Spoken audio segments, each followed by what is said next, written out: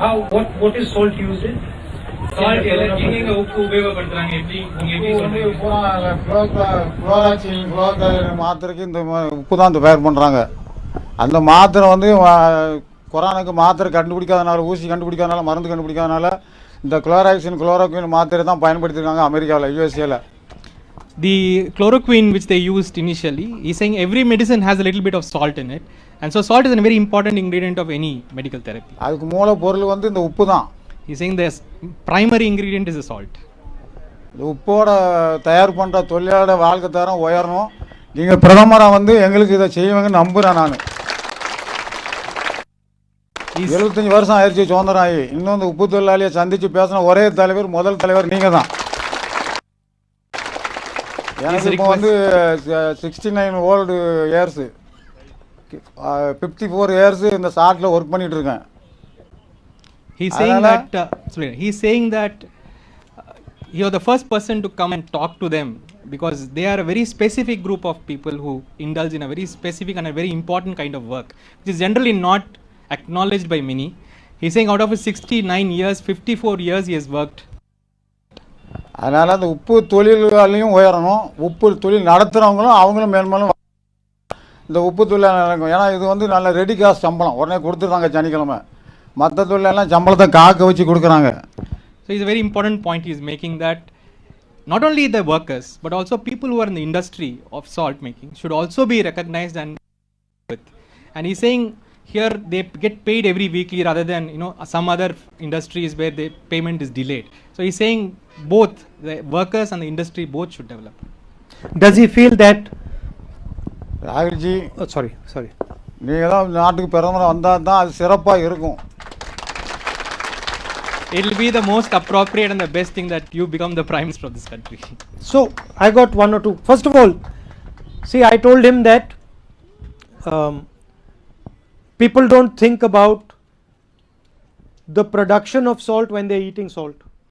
Now he explained to me that people don't think about salt when they're getting a corona injection, but he's instrumental in giving them the injection. அதாவது ஐயா இங்கே வரும்போது நம்ம உப்பை உட்கொள்கிறோம், ஆனால் அந்த உப்பு தயாரிக்கிறத பற்றி யோசித்தில்லை அப்படின்ற நினச்சிட்டு இருந்தார். ஆனால் நீங்கள் சொன்ன அப்புறம் அவருக்கு என்ன புரிஞ்சுதுன்னா, இப்போ கொரோனா வேக்சின் எல்லாம் போட போகிறோம்ல, அந்த வேக்சின்லேயும் இந்த உப்பு இருக்குது, அட்லீஸ்ட் அந்த வேக்சினை போடும் போது அதை எல்லாரும் நினச்சி பார்க்கணும் அப்படின்றார் உப்பு தொழிலாளர்கள்.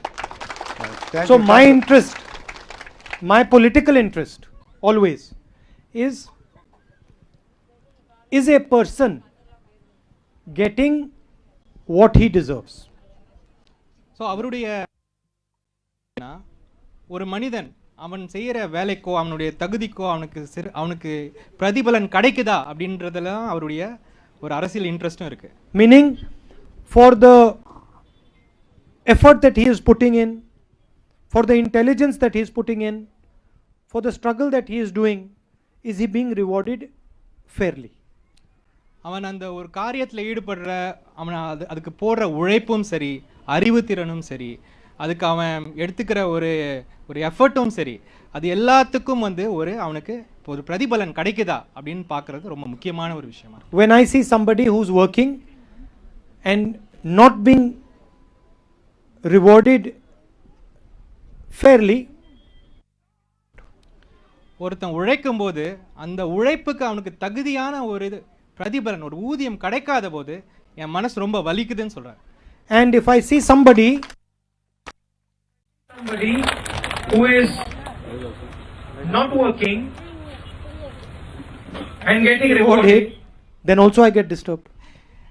வேலையே செய்யாம ஏகப்பட்ட பணம் சம்பாதிக்கிறாங்கல்ல, அவங்கள பார்த்தாலும் எனக்கு மனசு வலிக்குதுன்றாரு. So in India I am often disturbed. நம்ம இந்தியாவில் இப்போ பாரதத்தில் நான் டெய்லி என் மனசு வலிச்சிட்டு தான் இருக்குன்றாரு. Because I see a country where the people who work, give their sweat, give their intelligence, don't get what they deserve, and the people who don't work, அதுக்கான பிரதிபலன் கிடைக்கிறது இல்லை. அதே சமயத்தில் சோம்பேறியாக உட்காந்து வீட்டில் தூங்கிட்டு இருக்கவங்க நிறைய கிடைக்குது.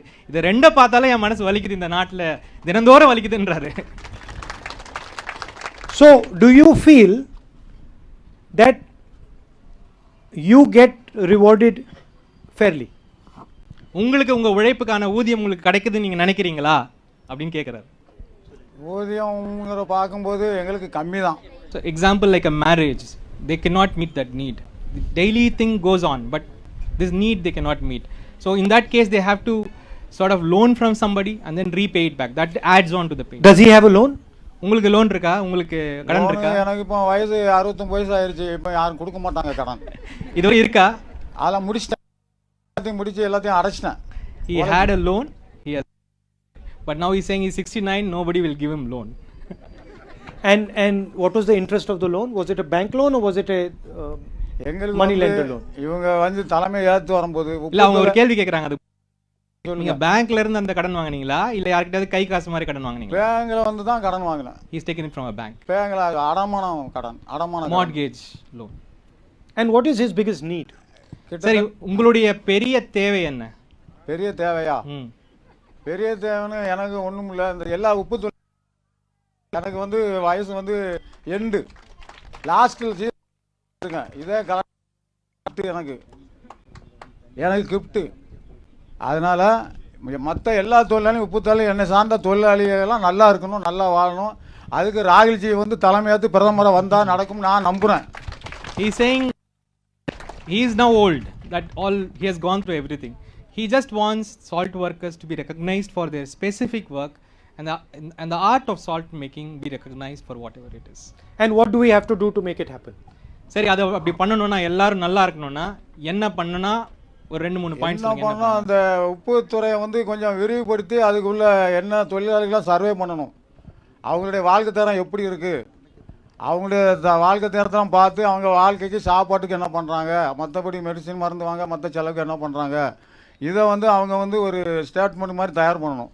தயார் பண்ணி சார்கிட்ட கொடுக்கணுங்க. பிஎமான பிறகு அவங்ககிட்ட கொடுங்க. அவங்க நிச்சயமாக நிறைவேற்றுவாங்கன்னு எனக்கு நம்பிக்கை இருக்குது. ஏன்னா இதுக்கு முன்னே வந்த தலைவர் யாரும் எங்களை மீட் பண்ணதே கிடையாது. So what he is saying is the first thing that should be done is to do a survey of the salt workers all over the country and their socio-economic situations. And if that survey is done, their plight would be visible.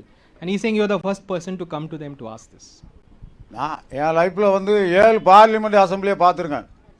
அப்போம்லாம் எந்த தலைவரும் எங்கிட்ட வந்து பேசினது கிடையாது, யாரும் எங்களுக்கு வாக்குறுதி கொடுத்தது கிடையாது, செய்கிறோம்னு சொன்னது கிடையாது. இப்போ ஃபஸ்ட்டு முதல்ல ராகுல்ஜி தான் வந்து பண்ணியிருக்காங்க. அதனால் பெரிதும் போட்டு அவருக்காக நான் மறுபடியும் தலைவனுங்கிறேன். தேங்க்யூ ஐயா. நன்றி. He's saying what he's sorry. So he's saying that he's saying 7 parliamentary constituencies and elections and nobody has sort of met them. No leader has come and met them. You're the first person to come and meet them. I noticed that his hand is shaking slightly.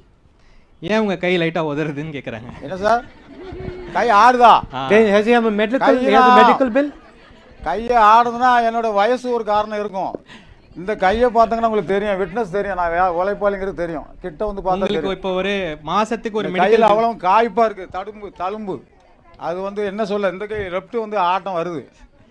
ஆனா அது வரக்கூடாதுன்னு நினைக்கிறேன். ஆனா தடுக்க முடியாது, இயற்கையா யாராலும் மாற்ற முடியாது. Because of his old age and his work, he's showing his hand, his work. So he's trying to control it, but it's not happening.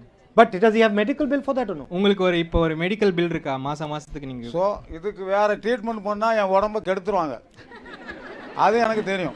He's saying if he goes to the treatment, they'll spoil my health. I agree with him. அவர் ஒத்துக்கிறாரு உங்க கூட. கரெக்டா? ரைட்டுங்க தேவசேகர். நன்றி.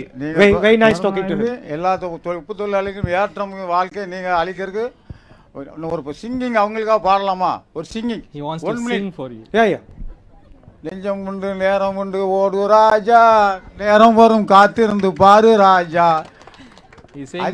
தொழிலாளி வாழ்ந்தது மாறும் ராஜா, நீ ஆற்று வெள்ளம் போல் இருந்து வா ராஜா.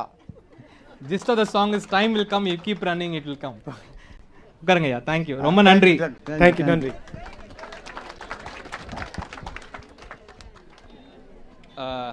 நெக்ஸ்ட்டு மாரியம்மாள் பேசுறீங்களா? மாரியம்மாள், ஆமாம், இங்கே கொடுங்க, மைக்கை கொடுங்க.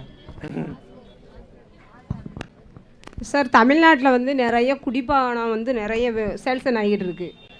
குடிபானத்தை நீங்கள் குடிபானத்தை வந்து எப்படியாடும் கட் பண்ணுறதுக்கு உங்களால் முடிஞ்ச அளவுக்கு எங்களுக்கு ஹெல்ப் பண்ணுங்கள் சார்.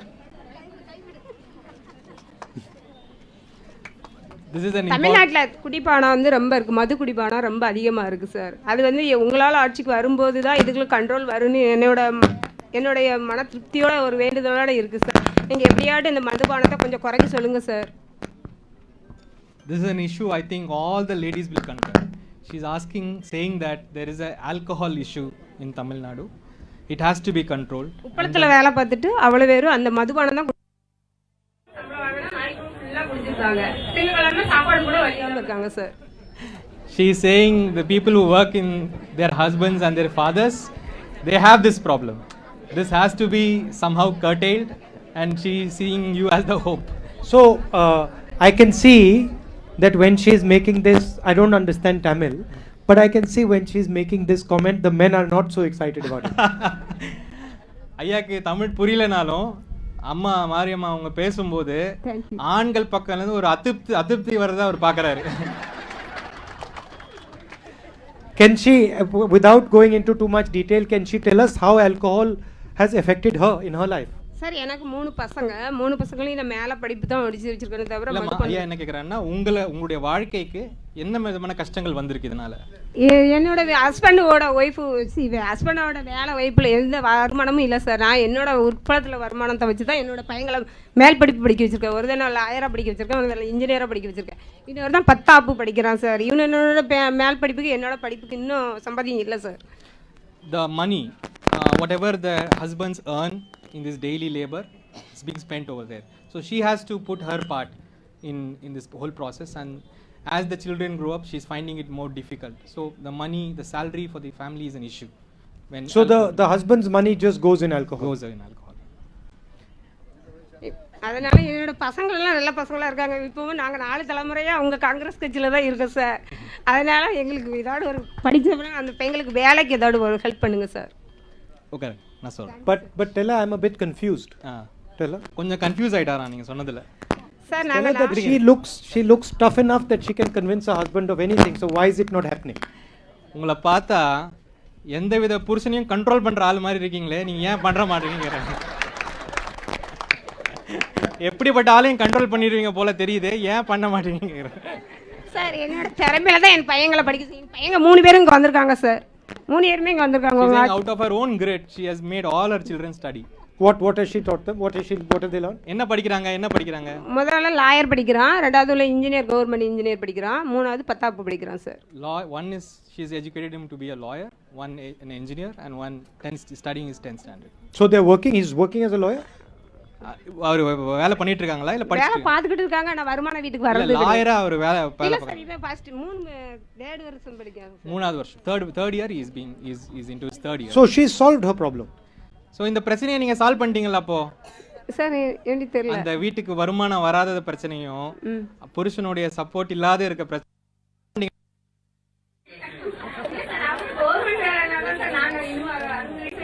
முடியும். இல்லடா நானும் இன்னும் அளத்துக்குள்ள போய் வேலை பார்க்க முடியாதுல sir. she's still not very sort of confident until they earn and they get settled in a government job or something. And what does she do in the salt pan? நீங்க அந்த உப்பளத்துல நீங்க என்ன மாதிரி வேலை எல்லாம் பாப்பீங்க? உப்பு சமைப்போம் சார். பிறகு இந்த லைன்ல பாத்தி வாருவோம்ல, அதெல்லாம் வாருவோம் சார். அது கரையில இப்ப சென்ஸ் தான் வருதாங்க, முதல்ல லேடி எல்லாம் வாருவாங்க சார். அந்த வேலை தான் பார்த்துக்கிட்டு இருந்தோம். They lift the salt and also they do that lining of the salt with the pulling the so the crystals don't become a plate and they disturb it. And how many years has she been doing it? எவ்வளவு வருஷமா பண்ணிட்டு இருக்கீங்க? நான் 14 வருஷம் பண்ணிட்டு இருக்கேன் sir. 14 years. 14 years. Anything else she wants to say? அது அவ்வளவுதானேமா? சரி, நன்றி. Thank you. குமார் சொல்றீங்களா? ஐயா வணக்கம் ஐயா. இந்த சால்ட்டு சென்ட்ரல் கவர்மெண்ட்லேருந்து நிறையா உப்பளம் சால்ட்டு இடங்கள் கிடைக்கியா, அதில் கொஞ்சம் எங்களுக்கு வீடு கட்டி கொடுத்தா கொஞ்சம் நல்லாயிருக்கும். So his request is this salt pan. Actually salt is a central subject and the entire land is owned by the Central Salt Commissionerate, and a lot of places salt is not being produced now. They have left barren. So they are saying at least those barren lands, and we have been working salt over there, at least give us a place to live. Give us those lands which are not being used. That's his primary demand. Housing in a place where they can access the salt pan. That's a major issue that he's highlighting. So how many other, lot of these salt pans which are lying vacant? Yeah, இந்த மாதிரி நிறைய இடம் வேக்கண்டா உட்கார்ந்திருக்கா. இருக்குயா. Yeah, நிறைய இடம். There are a lot of places. Why? Because the production of salt is reduced or? எதனால அது வந்து அந்த மாதிரி வேக்கண்டா போயிருது? அதாவது எதனாலன்னு கேட்டிங்கன்னா விவசாயம் பண்ண முடியாமல் அந்த நிலங்கள் புறம்போக்காக கிடக்குது. ஏன் உப்பு மறுபடியும் அங்கே இது பண்ண முடியாதுங்களா? அதில் பண்ண முடியாத அளவுக்கு தான் கிடக்குது. So salt manufacturing requires certain things, and if that is not sort of qualified enough to make salt, and also apart from salt pan, also the salt department is owning other lands. Okay. Since it's a central subject, there's no state office here who they can every time go and ask. So this is an issue, this major issue for all of them. Can I ask him a question? உங்ககிட்ட ஒரு கேள்வி கேட்கலாமா? சொல்லுங்க. What does he think of the liquor ban that she's suggesting? மாரி அம்மா கேட்டாங்கல்ல, குடியை ஒழிக்கணும், அதை பத்தி உங்க கருத்து என்னன்னு கேக்குறாங்க. சரிங்க sir. He's saying okay. It's a good idea. Good idea. நீங்கள் பிரதமராகி முதல் கையெழுத்து நீங்கள் இந்த கையெழுத்து தான் போடணும், போட்டு இதை முடிச்சு வைக்கணும். ஆமாம், அடுத்த பிரதமர் நீங்கள் தான். The first order that you will make as a prime minister is requesting should be this order. Okay. And they concur. Okay. Thanks. ரொம்ப நன்றிங்க. முத்து. முத்து. வணக்கம்யா. வணக்கம். வணக்கம். நலவாரியத்தை கண்டிப்பாக வேணுங்கய்யா. உப்பளத்தில் வேலை வைக்கிறவங்களுக்கு அது முக்கியம் தேவை. படிப்புக்கு எல்லாம் தேவைப்படுது. பின்காலத்தில் அவங்க வயசு 60 வயசு ஆச்சுன்னா பென்ஷன் வாங்கிக்கலாம். அது முக்கியம் தேவை. So they are saying that he needs a welfare board. Don't have a specific welfare board for salt workers. It is there as a common welfare board for unemployed sort of unorganized workers, but they don't have a specific welfare board. He's saying it is important that welfare board is there. அவ்வளோதாங்களா? அதோட இந்த இதில் உள்ள அட்ரஸுக்கு தான் இந்த நலவாரியத்தை போட முடியுது. வெளியே இருந்து வந்தவங்க 10 வருஷம் 5 வருஷம் வேலை பார்க்காங்க. விருதுநகர் மாவட்டம் அங்கிட்டு உள்ளவங்க அவங்களுக்கு உரிமை வேணுங்கய்யா. Yeah, this is another issue. If they are a migrant labor from some other place, they don't have a permanent address here. These welfare boards don't, even those unorganized welfare board doesn't enroll them. So this address issue is a huge issue. This Aadhaar card doesn't help with that? இந்த ஆதார் கார்டை காட்டினா கூட இல்லை பண்ண முடியலையா. ஒருத்தவங்களும் 10 வருஷம் 5 வருஷம் 15 வருஷம் வேலை பார்த்துருக்காங்க, அவங்களுக்கு பதிய முடியல. 15 years they have been here in Thuthukudi, but they are not able to register. Where did they come from? எங்கேருந்து வந்திருக்கீங்க? யாருங்க? எங்கேருந்து வந்தீங்க? உங்கள் ஊர் எது? நான் சொந்த ஊர் ஏர்போர்ட்டை பக்கம். இல்லை, இந்த வெளியேருந்து வந்தாங்கன்னு சொல்கிறீங்களா, எங்கேருந்து வராங்க? விருதுநகர் மாவட்டம். விருதுநகர், ராம்நாடு அங்கிட்டு உள்ள where dry places people come here. இங்கே வந்து ரொம்ப நாளாக இருக்காங்கய்யா. ஒரு 10 வருஷம் 15 வருஷம் வேலை பார்க்காங்க. ஆனால் அவங்களுக்கு இங்கே உள்ள ஆதாரம் கிடையாது. Okay, last question. I've got one question for them. See, they are spending 10-15 years in this salt. What do they get some diseases or do they have some medical problem as a result? இந்த உப்புல வேலை செய்கிறீங்க, இவ்வளோ நாள் வேலை செய்கிறீங்க, எந்த விதமான நோய்கள் வரும் உங்களுக்கு? எந்த விதமான வருத்தங்கள், உடல் வருத்தங்கள் வரும்? உடல் வருத்தம்னா எந்த விதமான காலில் பொத்துக்குமா, இல்லை கண்ணு பிரச்சனை? ஒன்று கொஞ்சம் டிகிரி அதிகமாச்சுன்னா கொஞ்சம் புண்ணு வருங்கய்யா. கண்ணுக்கு பாதிப்பு, கண்ணு காது. Two primary thing is that one is that they get eye problems, ophthalmic problems, because the salt keeps reflecting the sun, hot sun. Second is the feet. Obviously they are exposed to brine and continuous exposure of brine causes. So what happens to the feet? காலுக்கு என்ன ஆகுங்க? கால் கொஞ்சம் அப்படியே பொட்டு பொட்டா விழுது. பொட்டு it will tears. Yeah, it will, the feet will break, the skin will break. Right. Once the skin breaks, exposure of brine causes more damage. It doesn't heal. They have to walk. So but they don't wear any protection or any. நீங்க காலுக்கு எதுவும் போட்டுக்க மாட்டீங்களா? கண்ணுக்கு எதுவும் போட மாட்டீங்க? கண்ணாடி போட்டுக்க, ஷூ போட்டுக்க.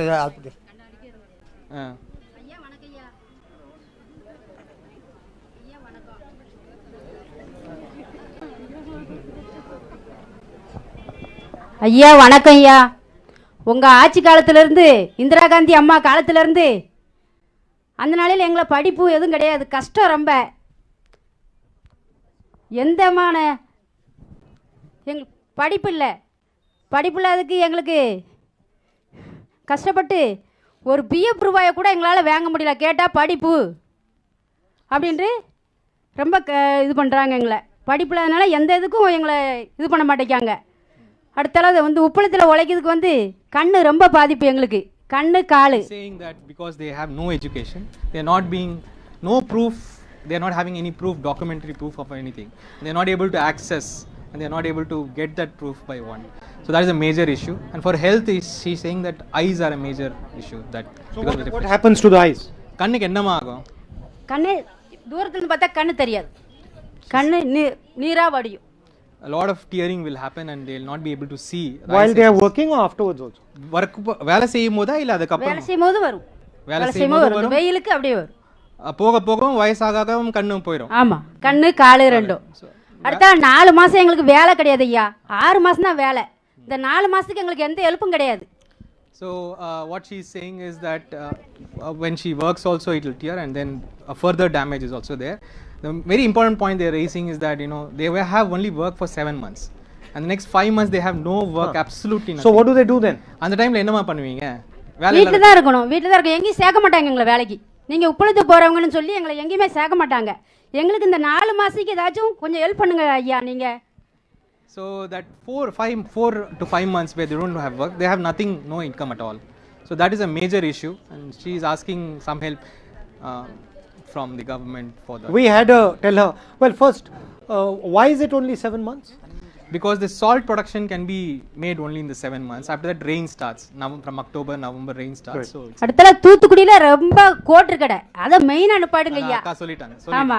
She's again reasserting ஒத்த நாள் வேலை பார்க்குறாரு எங்கள் வீட்டுக்காரு, ஃபுல்லாக குடிச்சிட்டு வந்துடுறாரு. சரி அந்த விஷயம் நான் சொல்லிட்டேன். Does she believe the men when they say they should have a ban? சரி இப்போ இருங்க கேளுங்க. இப்போ ஐயா கேட்டாங்க இதை நம்ம நிறுத்திடலாமா அப்படின்னு கேட்டாங்க. ஆமான்னு சொன்னாங்க. அது நீங்க நம்புறீங்களா அவங்க சொல்றத? நம்பல, அவன் பூனி பையன் நம்பல சார், நம்பல. But why does she think the men drink? சரி இந்த ஆண்கள்லாம் ஏன் குடிக்கிறாங்க? அவங்களுக்கு அதான் மேல்வழி குறையுதான். நாங்க கஷ்டப்பட்டு உழைச்சிட்டு அவங்களுக்கு அதான் மேல்வழி குறையுதான். உழைக்கிறது அப்புறம் கோட்டுக்காட்டில் கொடுத்தா மேல்வழி குறையுதான். She is saying that they give this reason of bodily comfort, but we also work and we go and sleep and rest, but they always say this. அடுத்தால அந்த வீடு இல்லாத இடம் இல்லாதவங்களுக்கு கொஞ்சம் அந்த சால்ட் ஆஃபீஸ் இடத்த கொஞ்சம் ஹெல்ப் பண்ணி கொடுங்க சார்.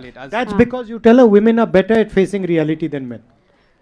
எதனால நீங்க வெறும் போய் தூங்குனா உங்களுக்கு அவங்களுக்கு அது குடிச்சாதான் அவங்களுக்கு தூக்கம் வருது, எங்களுக்கு வீட்ல குழந்தைங்களை படிக்க வைக்கணுமே, அவர் எதனால அவர் சொல்றாரு பிள்ளைங்களை நல்லா பார்க்கணுமே அப்படி சொல்லிட்டு எங்களுக்கு எப்படியாச்சும் கஷ்டத்தை தூக்கம் வந்துருது. She is saying வெண்ணி கூட ஊத்தனா தூக்கம் வந்துருது. We are worried about the children, we are worried about our life and because of that we sleep. We keep thinking, though they don't think about it. அடுத்தால உப்பு விலையும் கூட்டினா எங்க ஐயா நல்லா எங்களுக்கு சம்பளம் நல்லா போடுவாரு. இப்போ வாரத்துக்கு ஒருக்க சம்பளம் போட மாட்டேங்காரு, 2 வாரத்துக்கு போட. அதனால உப்பளத்துலேயும் உப்பு விலை கூட்டுங்க ஐயா, உப்பு விலை கூட்டுங்க. Salt rate is a very important thing. So she's saying salt rate should be increased and if that happens she will get paid regularly. Amma podum. Can I answer one question she had asked? ஒரே ஒரு பதில் மட்டும் சொல்றாங்க. What we can do for the rest of the 5 months? அடுத்த 5 மாசத்துக்கு என்ன பண்ண முடியும்? கேளுங்க ஐயா சொல்றாங்க என்ன பண்ண முடியும் கேளுங்க. So when we were in government in UPA, we noticed that, tell her to relax, she can sit. உட்காருங்க, கொஞ்சம் அமைதியா இருங்க, கேளுங்க. We noticed that the wealth distribution in India was becoming very skewed. அதாவது போன டைம் அரசாங்கத்தில், காங்கிரஸ் அரசாங்கத்தில், UP அரசாங்கத்தில் இருந்தபோது ஒரு விஷயத்தை பார்த்தாங்க. இந்த எல்லாருடைய பொருள் வளம் இருக்குல்ல, அது ரொம்ப ஒரு வித்தியாசமாக, ஒரு டிஃப்ரெண்ட்டாக, எல்லாருக்கும் சமமாக இல்லாமல் ஏற்றத்தாழ்வுகள் இருக்கிறத நம்ம பார்த்தோம்னு சொல்கிறாங்க. That few people were getting very, very rich and many people were getting poor. Were poor, not getting poor. சில பேர் மட்டும் மிக மிக பணக்காரர்கள் ஆகிட்டு வராங்க, மற்றவங்க எல்லாம் ஏழைகள் ஆகிட்டு வரதை அவங்க கண்ணுக்கு பார்த்து தான் சொல்கிறாங்க. And now since the BJP has come, that has become much stronger. இப்போ இருக்க இந்த பிஜேபி அரசாங்கம் வந்ததுக்கு அப்புறம் இந்த ஏற்றத்தாழ்வு இருக்குல்ல, இது பல மடங்கு அதிகமாயிருச்சு. So we had an idea of how to tackle this problem. So UP அரசாங்கத்துக்கு ஒரு யோசனை இருந்தது, எப்படி இதை சரி பண்ணலாம், எப்படி பணக்காரங்களையும் ஏழைகளையும் ஒரு சம நிலைக்கு கொண்டு வரலாம் ஒரு யோசனை இருந்தது. How do we put a floor of protection underneath our poor people.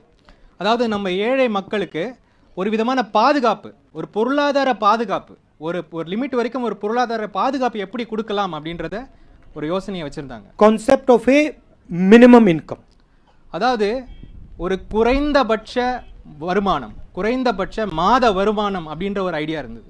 Doesn't matter which state the person comes from, which language they speak, what religion they are, we wanted to put minimum floor under their feet so they can never fall below it. அவங்க எந்த மாநிலமாக இருந்தாலும் சரி, எந்த மொழியாக இருந்தாலும் சரி, அந்த ஏழை மக்களுக்கு ஒரு ஒரு ஒரு குறைந்தபட்சம் ஒரு அளவு ஒரு குடும்பத்துக்கு அதுக்கு ஒரு பாதுகாப்பு கொடுக்கறதுக்காக ஒரு யோசனை வச்சுருந்தாங்க. So we came out with a scheme called Nyay, justice. ஒரு யோசனை இருந்தது, நியாயம் அப்படின்னு ஒரு யோசனை இருந்தது. அந்த யோசனை வந்து எல்லாருக்கும் ஒரு சமமாகிறதுக்கு, ஏழைகளுக்கு ஒரு பாதுகாப்பு கொடுக்குற ஒரு யோசனையாக இருந்தது அது. And the idea was very simple. The idea was that every single family, every single poor family would automatically get 72,000 rupees a year in the bank account. அந்த யோசனை என்னன்னா, நீங்கள் எந்த மொழி, எந்த மாநிலம், எவ்வளோ இதுவாக இருந்தாலும் சரி, உங்கள் எல்லார் குடும்பங்களுக்கும் மாதத்துக்கு 72,000 ரூபாய் கொடுத்துறது, வருஷத்துக்கு 72,000 ரூபாய் கொடுத்துறதா ஒரு யோசனை இருந்தது. And it would continue every year until they came out of poverty. அப்புறம் இது வந்து எல்லா வருஷமும் நீங்கள் எப்போ இந்த ஏழ்மையிலேருந்து மேலே வரீங்களோ அது வரைக்கும் ஒரு குடும்பத்துக்கும் 72,000 ரூபாய் அரசாங்கம் கொடுக்குற மாதிரி ஒரு யோசனை பண்ணி வச்சுருந்தாங்க. And that is, I think that is the idea that when we come to power in Delhi, we are going to implement. இந்த யோஜனை நாங்கள் அரசாங்கத்துக்கு வந்தால் கண்டிப்பாக இதை நிறைவேற்றுவோம். ஒரு ஏழை குடும்பத்துக்கும் வருஷத்துக்கு 72,000 ரூபாய் அரசாங்கத்துக்கிட்டேருந்து வர்றது. That way when she is not working for 5 months, she will have something in the bank. அப்படி நீங்கள் 5 மாதம் உங்களுக்கு வேலை ஏதாவது போது அந்த 72,000 ரூபாய் உங்களுக்கு உதவி செய்யும். ஐயாக்கு நேரம் ஆயிடுச்சு. நிறைய கேள்விகள் இருந்தாலும் கூட நான் அப்புறமா எழுத்து வடிவில் அவருக்கு செஞ்சு அனுப்பி நான் அதை வாங்கிக்கிறேன். எல்லோரும் நம்ம வந்து மாவட்டத்திலேருந்து ஐயாக்கு மறுபடியும் நன்றி தெரிவிச்சிடும். ராகுல்ஜி, we thanks a lot for having come here and addressed us. Well, thank you for coming here. I must say I learned quite a lot from talking to you. ஒரு நிமிஷம், அதாவது ஐயா Wait. பேசிட்டு இருக்காங்க. Next time they have to show me how to do this. Next time வரும்போது இதை எப்படி பண்றதுன்னு சொல்லி தரணும். Nandri.